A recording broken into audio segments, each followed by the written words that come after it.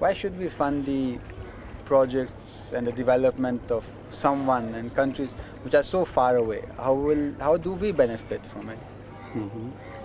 Well, you see, this is not a new question, and it has been debated for last, at least to my knowledge, 50 years in the United Nations. And every time United Nations used to pass a resolution called International Development Decade, there was also a target, 0.7% of GNP of the industrialized countries was supposed to be given for the development of developing countries. 0.7%, which doesn't seem to be a very big figure. But the reality was, except a handful of countries, particularly the Scandinavian countries, nobody was able to meet the target, not even half of it. That shows how difficult it has been for countries to live up to the expectations and commitments they made.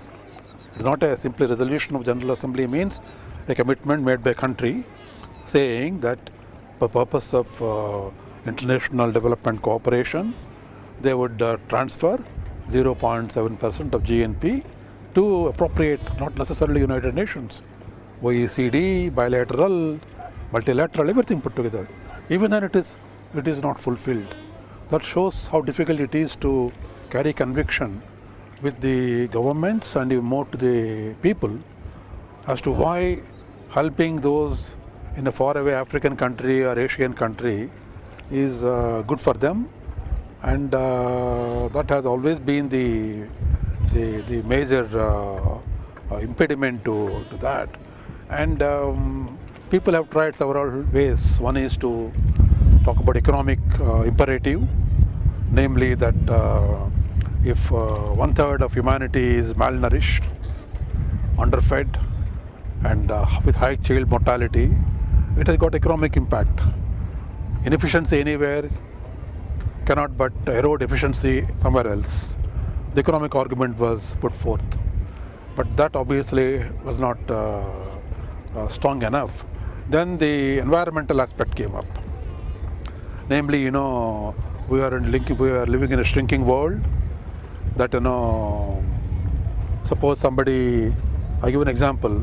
In some parts of India, some tribals burn the forest as a means to manure their field, what we call podu cultivation. In other words, the only way they can grow a crop is to burn the forest. Okay, they do it because they have no other way. But that definitely has impact the global environment. You cannot separate devastation of forest or eroding desert from the impact on a global scale. But that has also not carried much conviction, because the people's tendency everywhere is to look at their environment, their immediate neighborhood, their immediate livelihood, their immediate family.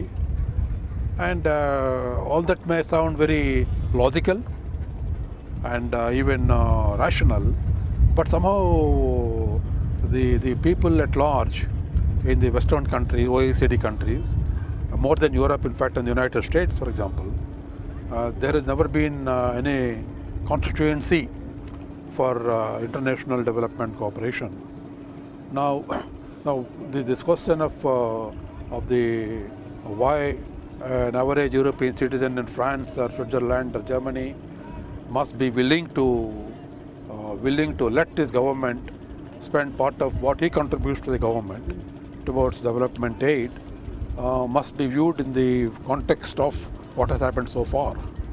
Now, in the United Nations, as you know, there has been at the beginning of this millennium, the General Assembly adopted what they call Millennium Development Goals, saying by X date, this target will be met, poverty will be reduced by so much, literacy will be increased by so much. So all kind of targets are put. But targeting is very easy, resolutioning is very easier. But living up to commitment and making sure that happens in actuality is a different thing. So we are in a sense back to square one. 50 years of diplomatic negotiations, UN resolutions, international cooperation, conferences, Rio Declaration and Copenhagen Declaration and the Cairo Declaration. Declarations you can have any number. But they are not going to, they have not had so far any tangible effect.